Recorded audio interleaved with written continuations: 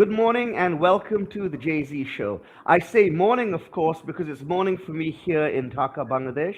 I'm Zafar Sobhan, Counterpoint editor, but I believe it's late night for my partner in crime, Jon Danilowicz, who joins us as always from the US. John? Yeah, hi Zafar and hi Rubaiyat. Yes, it's evening here, Sunday evening, February 1st. I'm in Alexandria, Virginia, and it's great to connect. Okay, tell us a little bit about the picture behind you. Yeah, so I realized by posting this picture or by having this picture, I opened myself up for all kinds of memes. But tomorrow in the US is Groundhog Day, February 2nd. So for those who don't know, it's very important for us to know tomorrow whether we're going to have additional weeks of winter or we'll get an early spring. And after the past few days of snow on the East Coast, I think we're all hoping that Puxatawny Phil does not see a shadow and we have an early spring. In the Bangladesh context, there's a famous movie, Groundhog Day, in which Bill Murray keeps having Yep. to repeat the day over and over until he learns a valuable lesson. And I guess the for the theme of the elections, I hope it's not Groundhog Day for Bangladesh.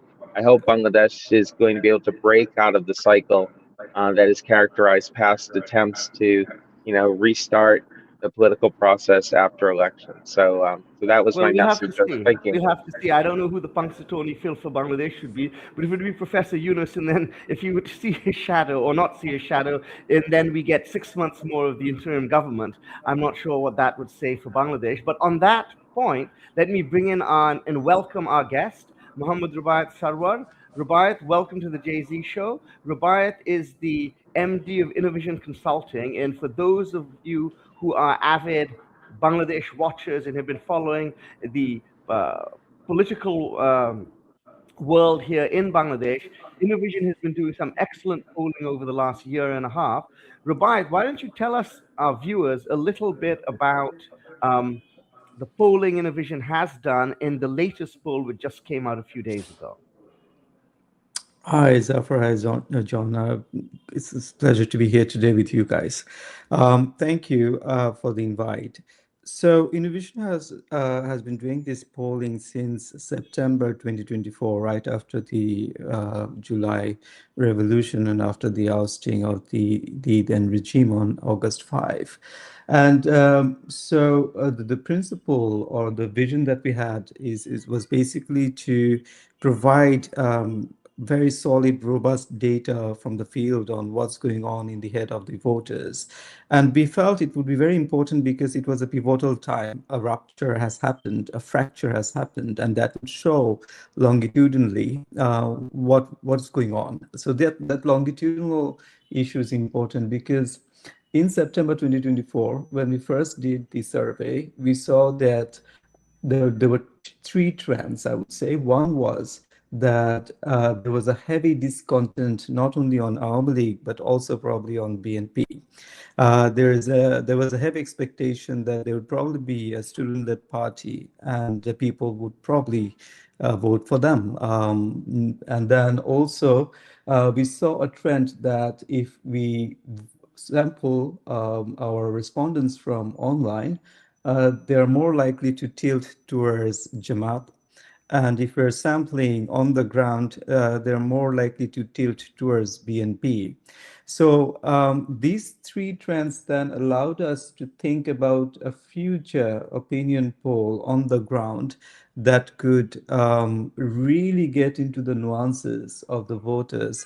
So that's when we designed the People's Election Pulse Survey and we launched it in February 2025. And the first round made a real wave because we brought to attention the division between the Gen Zs, the millennials, Gen X, and the boomers. We brought to attention the division between the farmers, laborers, the working class population, and also the urban elites, the professionals. We brought to light the defection that women are having. A lot of them are not revealing what their true preferences are. We brought to light that a big percentage of the voters were still undecided.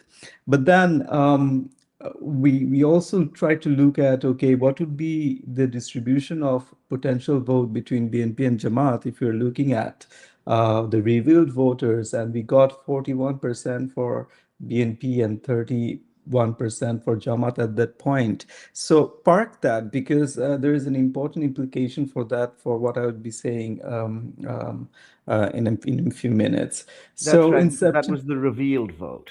I think yeah, so that you're gonna expand on that. Yeah. exactly, that was the revealed percentage. So I'm going to expand on that. So in September, we did another round, and we were deliberately plotting a few questions, thinking of the future. One of the questions were that we were putting Army League in our options as a voting option.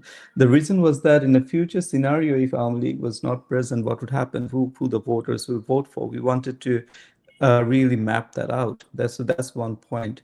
We also plugged in several other questions like who do the voters think about winning in their constituency? Who think will form the future government? Who they think will be future prime minister? What is the potential rating and ranking of the different leaders? And then, of course, who the voters will vote for. The reason why we plotted all of these different types of questions, because they all have very different meanings. But who people will vote for, if you just think of it in isolation, that would give you a wrong indication of what the voters are really thinking about. But if you collate all the different questions from the different perspective, then you get a better picture of what exactly the voters are thinking about. And that's where we need to really understand one point. That is, Innovision's People's Election Pulse survey was not just about calling precisely, okay, who's going to get how much vote. That was not the intention. The intention was to provide the contenders, the competing parties, enough insights so that they can think, okay, what should be their competitive game? Where they should focus on? So that was the objective. We are Yeah. not here to just precisely call that BNP is going to get this percentage, Jamaat is going to get this percentage. And in fact, just take note of a few points. So when we first raised that Jamaat is surging, people were in disbelief. They were like, it's almost impossible what you're saying. Jamaat can never get 30%. That's what the popular notion in round one and round two. In round two, too, we got the same distribution, Jamaat 30%, BNP 41.3%. So people were in total shock and disbelief that the point was that Jamaat cannot reach there.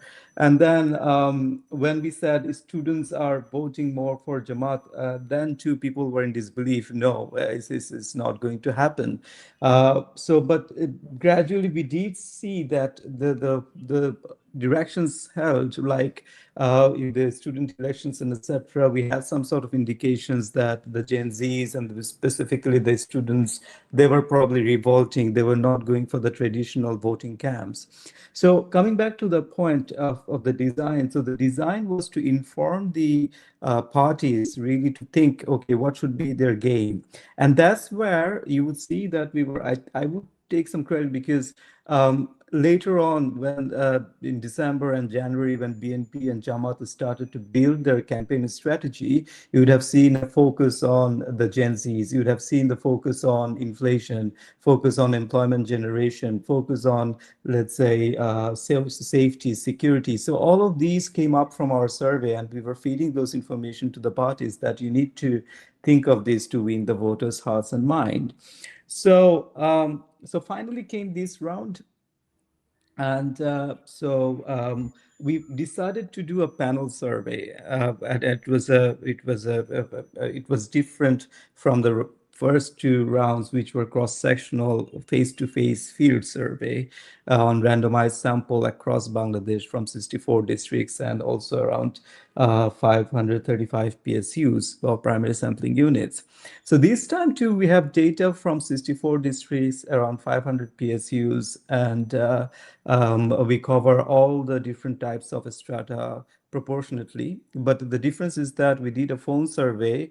We called back a randomized sample of the previous two rounds to understand how they have changed their preferences. Now, this is where the third round is so important, because if we did another cross-sectional, we would probably know that, okay, so this time BNP is here, Jamaat is here, and this is again what the voters are thinking. We thought that would not really show much difference or provide more utility than what we already had through our previous round. So we did not want to do that.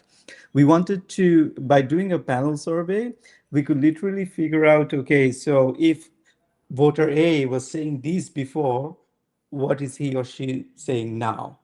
So that's Yeah. exactly what we tried to or intended to do now. So I would come back to the results, but over to you, Zafar.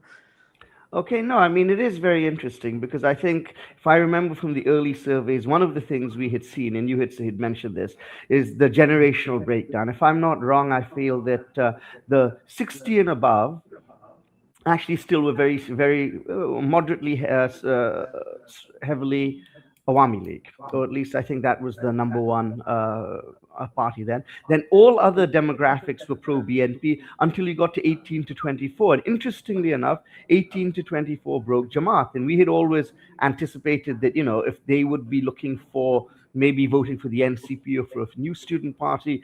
And the fact that they weren't showed that Jamaat was really picking up this change vote, this young vote. And then, of course, there's a thought, well, this was before the party had been formed. Once the party's been formed, maybe they'll see a bump there. But I think that finding has remained fairly consistent, fairly robust. So these are very interesting. And of course, because you have this, I don't know if the term, I'm not a pollster like you, it's a longitudinal survey, perhaps, you're asking the same people this time as you were before. You really get very rich information. And I think especially important was trying to figure out where the people who were saying, well, I'm undecided or didn't want to answer, which way are they breaking? Specifically, which way are people who would otherwise have voted for Awami League breaking? Because one would imagine, again, that there's a fair amount of overlap between those two categories. John, if you want to come in for a second here, and then we'll send it back to Rubaiyat. No, sure. And again, thanks, Rubaiyath, for being here and for that explanation. You know, I'm reminded of the saying that the only poll that ultimately counts is that on election day, which is obviously the case. The voters get the final say. But that said, these surveys and this information is useful. Again, in my experience, Bangladeshi political parties like polls when they tell them what they want to hear. They commission polls that show how wonderful they're doing. But I think the real value of research and polling is to do what Rubaiyat suggested, which is the parties can use this information to plot their campaigns, to develop their policies and strategies. So I think overall, for the health of Bangladesh's democracy, I think the use of polls, surveys, other tools for research is critically important.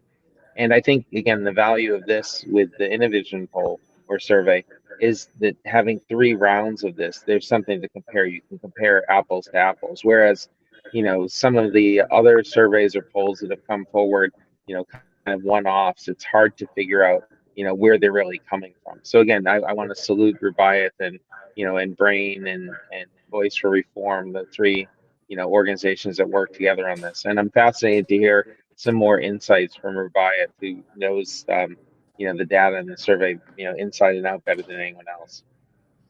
Yeah. Rubaiyat, over to you. Right. So coming to the third round, it really does tell us a few very important nuances. So we are now able to see the shift between decided, undecided, and previously unrevealed voters. So what we see that some of them who previously said decided, they have now become undecided, but a lot of them who previously said they were undecided have become decided. And then also we can see now how the Awami League voters are thinking about. We also see a shift from Jamaat's vote to BNP's vote, like people who said they will be voting for Jamaat are now saying they will be voting for BNP, and vice versa. People who said they will be voting for That's BNP now interesting. saying they'll be voting for Jamaat. So now, if I precisely cite the data, so among the decided voters, So we get around this time 50 to 8% who said they will be voting, or they would prefer to vote for BNP, and then another 31% saying they would prefer to vote for Jamaat. Now, we were very interested on this data. So we wanted to look into, okay, where are these votes for BNP and Jamaat coming from? So what we saw is that BNP was getting a lot of the votes from the previously undecided and unrevealed voting class. Around 26.6% of the 52.8 came from that, which is almost like half. So, but for Jamaat, it was around half of what BNP was getting from the previously undecided and revealed. Now, that's very telling to us. And I don't know in the grand scheme, in the national scheme, how that will sustain. But for now, it's a very important thing to think about, that those who previously said they would not vote, they are saying this. Now, we then tried to also understand, okay, so what about the Awam League votes? So now those who previously said they will be voting for Awam League, and among them around, I guess I have to look at the data, but around half of them said they would not go for, they're not decided, or probably they would not vote. They're saying they're not decided. But around 39% have said BNP, and then around 14% have said Jamaat. So it appears to be that BNP for now was getting a lot of the league vote shares. So that's also important. So clearly those two were making a big change. And then comes the NCP vote share. So this is something that we even saw before. And Jyoti Rahman and we did a show right after Jamaat and NCP declared their coalition. And our hypothesis was that if they have thought that Jamaat and NCP votes will add up to create a coalition vote, we don't think that's right. And the reason we said that's not right is because I may have decided to vote for NCP because of certain ideological reasons, and the same for Jamaat. Now, if in my seat Jamaat is not present, that does not mean I'm probably going to vote for NCP, and vice versa. So we see that it's probably affecting NCP more than Jamaat in the national level, which means, let's say, in certain areas there were NCP votes, and then they're not going to Jamaat now. They're probably going to BNP. So BNP is also gaining from a portion of the previously held NCP votes. So and then too, some of the Jamaat votes were going to BNP, and in more proportion than what BNP votes were going to Jamaat. So we got very I would say, interested on this data. So we called back a portion of that sample again to see, are they really telling us the truth? And we did see that that is also holding. Those people, again, when we called, they were saying, yes, we'll be voting for BNP. So we do see that shift. Now, our question is then, therefore, looking at all of this data, I would cite two more data before I hand it over to you. One was when we asked who you think will be the future prime minister, they said around 47% said Tariq Rahman. So just think about it. If 52% are saying they will vote for BNP, 47% says Tariq Rahman, that gives us a very strong signal of a confused voter. The reason being, Tariq Rahman, if people were projecting that BNP will win in their constituency, around actually 51% are saying, projecting BNP to win in their constituency.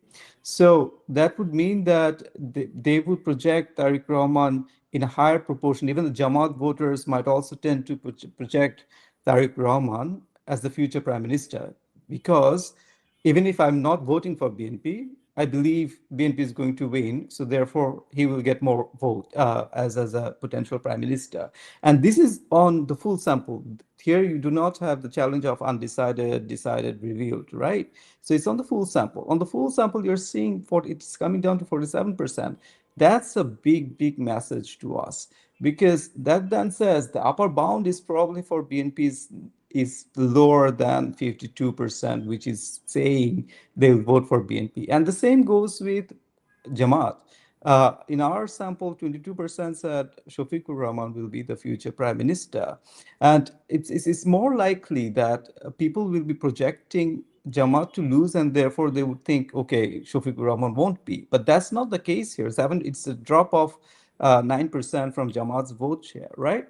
So what I'm seeing in between these two data is that a large percentage of our voters are really very confused at this stage. So that's why I was saying that do not look at the 52% or 31%. Within the data, what you're seeing is that there is a good portion of the voters who are really confused. They're saying different things at different point in time. Now you'd ask, from a research background, you'd ask, okay, why they are giving you a confused signal? Now, my assessment from all the data that we have is that a big percentage of the people who are saying they will be voting for Jamaat, they're first-time converts to Jamaat or NCP. So if I'm a first-time convert to a party, voting is a very sticky behavior, mind you. It's not like you can just switch your brain and vote for a symbol or a party. It takes generations of experience, exposure, and so on and so forth. So what I'm seeing here is that the vote bank that Jamaat has captured over the last 1.5 years, a lot of them are having a confused sense of who they will be voting for. So on the D-Day, on 12th, it is possible that a lot of them again has shifted to Jamaat and voted for them No, I eventually. think so. And then there's a lot of, last minute, you have changes of mind. You see the Jamaat Amir's um, interview with Srinivasan Jain on Al Jazeera. You see a lot of statements. There's a lot of chatter going online. These things can break decisively one way or the other, very close to the elections. We're in that moment, the last 2 weeks, where I think a lot of these things can break. John, what are your thoughts?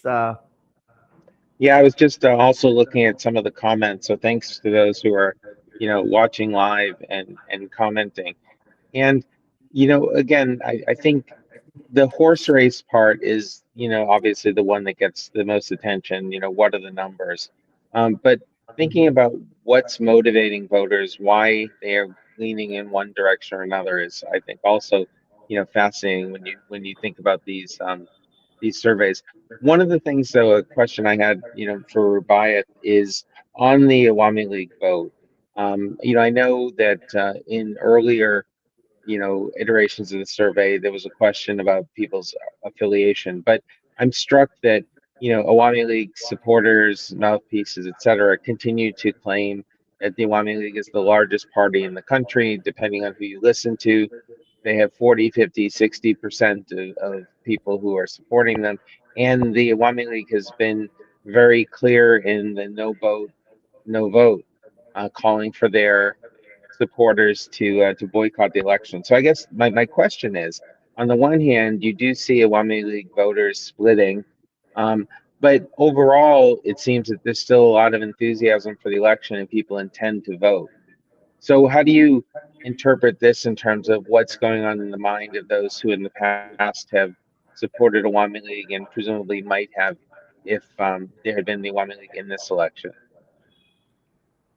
No, if I just look at the data is saying that a lot of Awamu League voters might not eventually vote. Even though when we are asking who would you turn in to vote, a lot of them, actually almost 100%, 93% are saying they will turn in to vote. But if you look at the layers of data, it actually comes down eventually.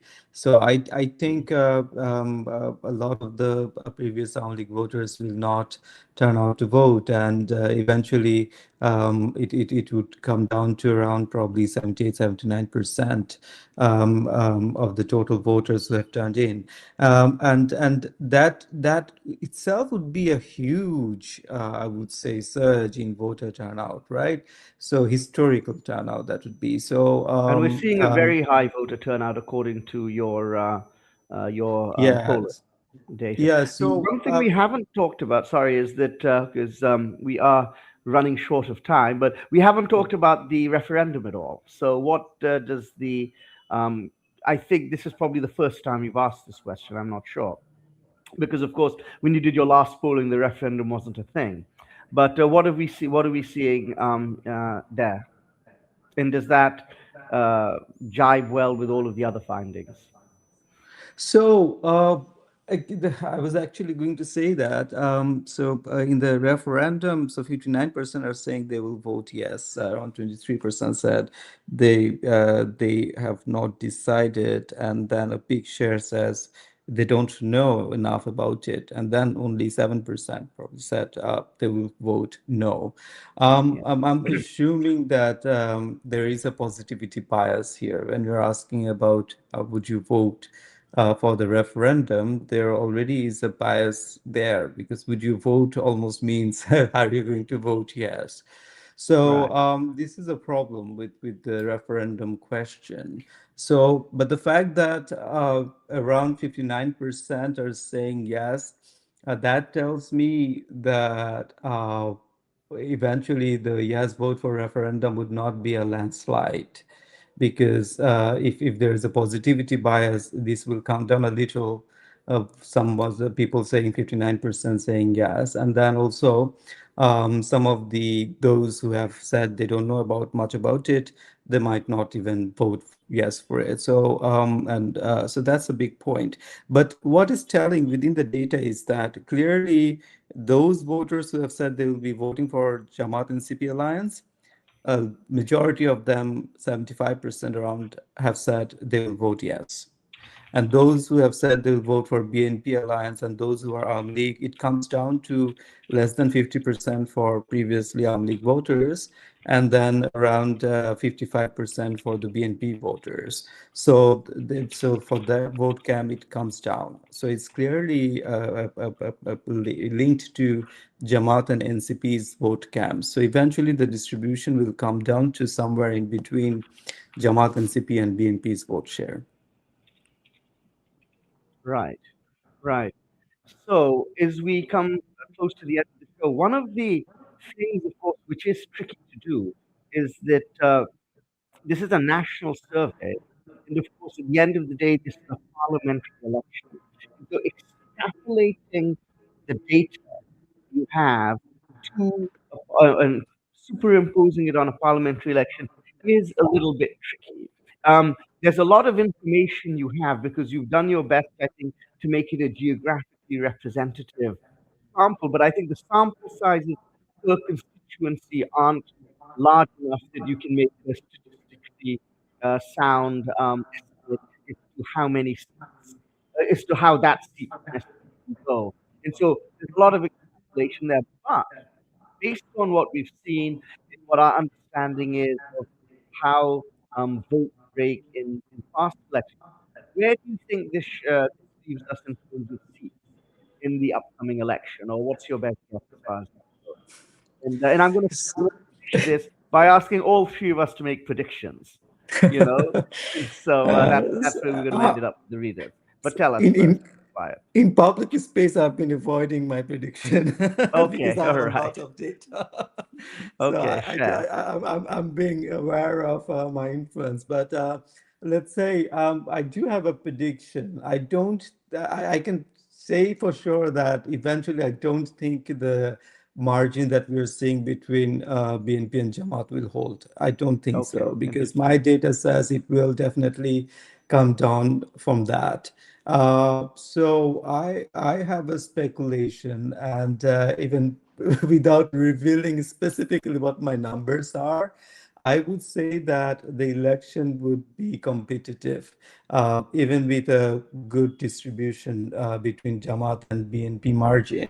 So hypothetically, even if there is a 10% margin, or let's say 12% margin, then we are going to see around close to 100 seats for Jamaat and 180 seats close for BNP. That's hypothetically.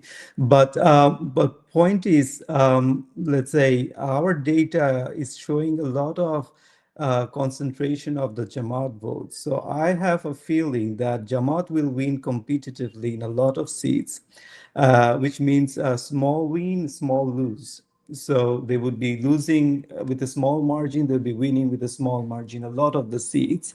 And this And is mostly BNP the southwest and the north, perhaps, uh, in the of Jamaat? north, for sure, the Jamaat will be leading. In the southwest, they will be leading. Yeah. That those signals are fully there.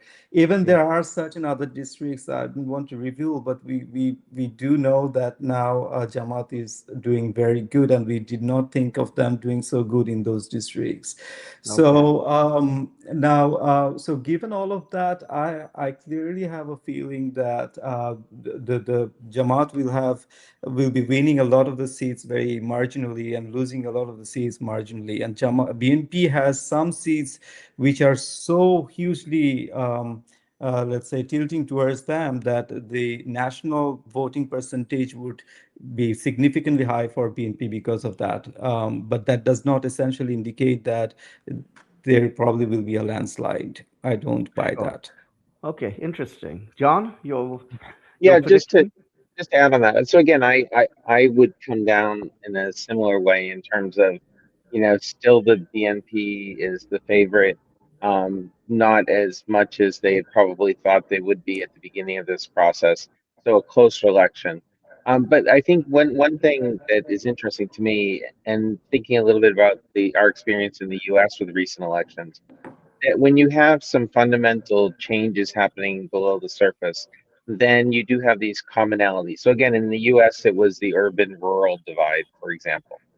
Um, but one of the implications for this is that some of the individuals who are the big name candidates, who we're all speculating as well who's going to be in the next cabinet, well, it could be an awkward situation for some leaders of political parties if they themselves lose their seats, not because necessarily they've done anything wrong. But there was a wave that was happening, whether it was in a geographic or a type of constituency, and they're on the wrong side of that. Sure. So again, I think there'll be a lot of analysis that will have to be done afterwards. And again, this issue of the generational divide is something I'm going to be watching, very closely. I think for me, the great thing about this election, of course, is we waited a long time for it. And the data is going to be so interesting because we haven't really had a good election since 2008. So I think a big part of this is it's really going to help us understand where this country is. A lot of what we're talking about here is fairly speculative. Of course, what Rubaiyath has done with polling puts a little bit of data there, but of course, there's still a lot of room for interpretation. And as you say, polling doesn't tell us the whole story. It gives us a little hint. It gives us an idea as to where we're going. I would say I can't say the same as the two of you because where's the fun in that? So I think BNP will get 200 seats, and so let me put that on record. And I'll take my lumps when the time comes, as in if and when that happens. But on that note, let me say thank you, Rubaiyath. It's been really great, fascinating to hear you speak. And I think, in fact, over the next few days, there's probably more information which Innovision can reveal based on your data, because there's a lot of interesting stuff which is just waiting to be mined. So thank you for taking this time, for being with us. Thank you, John. It's always a pleasure to share the stage with you. And thank you, all of those of you who have tuned in and will be tuning in the coming week. Thank you, Zafar and John.